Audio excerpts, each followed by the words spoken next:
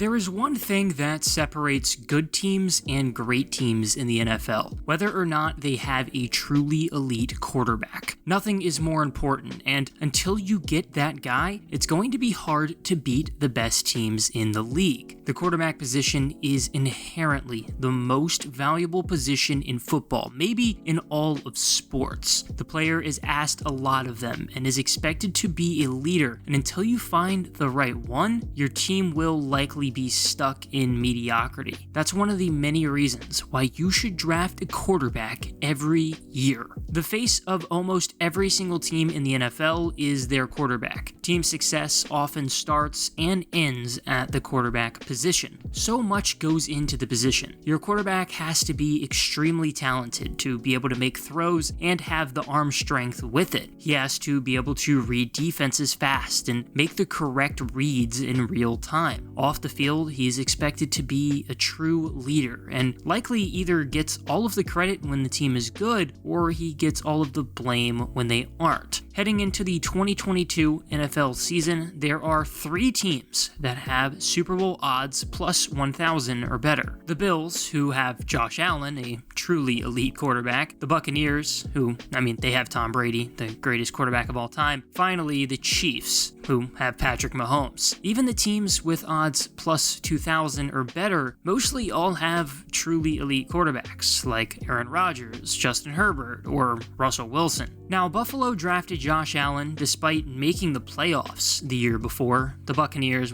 they just signed Brady, but we'll get back to him. The Chiefs drafted Mahomes despite having made the playoffs the last 3 of 4 seasons before him with a different quarterback, Alex Smith, behind center. The Packers drafted Aaron Rodgers, even though they had Brett Favre. The Chargers, they just needed a quarterback and they landed on Herbert and it worked out. And the Broncos, they were just able to trade for Russell Wilson. Not all the teams that drafted or acquired some of the best quarterbacks in the league actually needed them at the time, but there's no doubt that now their teams are much better because of it. The Patriots are one of the best examples of a team that has consistently drafted quarterbacks. The obvious example is when New England drafted Tom Brady back in 2000 despite already having Drew Bledsoe, who was making a ton of money to be the starter. Of course, he got hurt and Brady had developed well enough by not playing for a year to take over and succeed on a good team. Cliff Kingsbury failed, but now he's the Cardinals head coach, and Kevin O'Connell failed too, but now he's the head coach of the Vikings. And even Zach Robinson, who didn't work out in the league, he backed up Brady, and now he's the quarterbacks coach for the Rams. But there's still been plenty of guys that have worked out really well, whether or not they were actually good. See, despite already having an elite level quarterback like Tom Brady on the roster, New England continued to draft quarterbacks, and not only did they perform well when Brady was out for various reasons, but the Patriots were able to get a lot in return for some of them because they had the experience of backing up Brady. So Brady tore his ACL back in 2008, and Matt Castle ended up starting the season, and he went 10-5, and he was good enough that after that, teams were really interested in him. The Patriots franchise tagged him, and they ended up trading Castle, a guy that they drafted in the 7th round, for a 2nd rounder from the Titans. The highest drafted quarterback while Brady was in New England was Jimmy Garoppolo. He sat behind Brady for 3 years, and he won the only 2 games he ever started over this span. Ultimately, he fetched a 2nd rounder, and he even had some success and played in a Super Bowl in San Francisco. In 2016, New England drafted Jacoby Brissett in the 3rd round. After just 1 year backing up Brady and playing in 2 games, he got traded for Philip Dorsett. So even if you have an already elite quarterback, you should draft a quarterback every year because then they'll be so much more valuable because they're learning from that elite QB. But even if you don't have any good quarterbacks, just keep drafting. The then Redskins took a very different approach back at the 2012 NFL draft. They didn't just draft a quarterback. Instead, Washington drafted 2 quarterbacks in the same year. Washington was in desperate need of a quarterback, and it seems like they always are.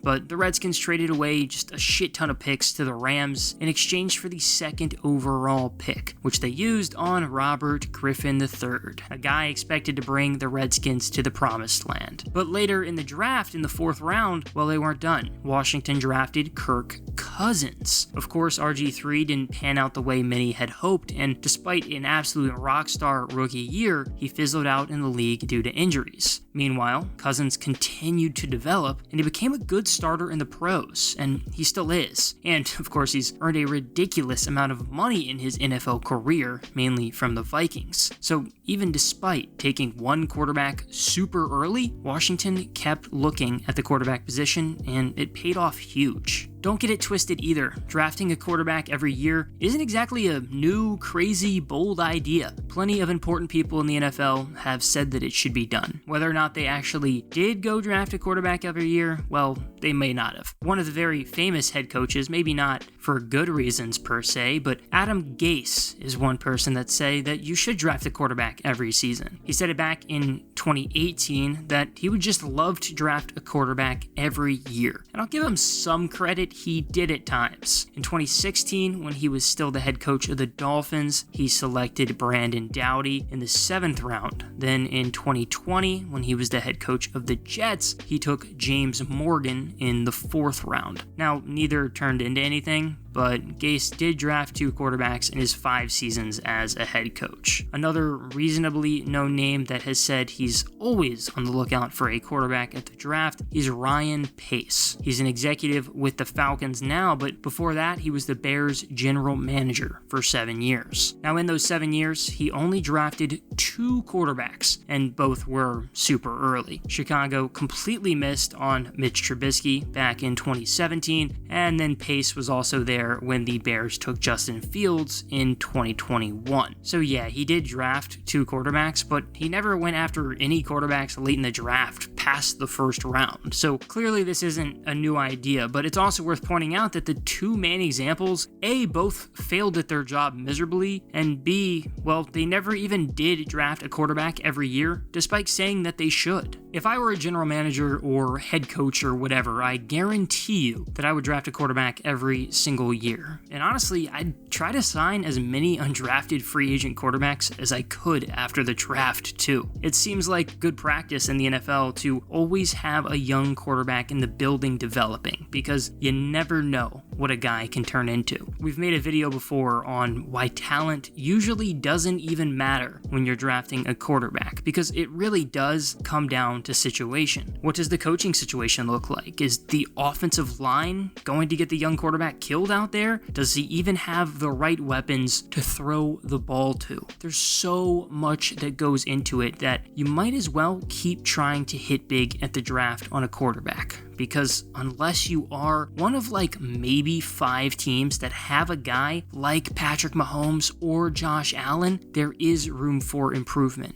And you need a guy to compete with guys like Patrick Mahomes or Josh Allen. It doesn't have to be a high selection at the draft. It just comes down to getting more potential chances to hit big. Even if you are the Chiefs or the Bills and you have one of the best quarterbacks in the league that you can rely on, keep drafting, because the value of a young passer who's been put into a good situation and is getting to learn behind someone as good as Mahomes or Allen makes them instantly valuable in a trade. It doesn't matter the situation. Every single team should be drafting a quarterback every year.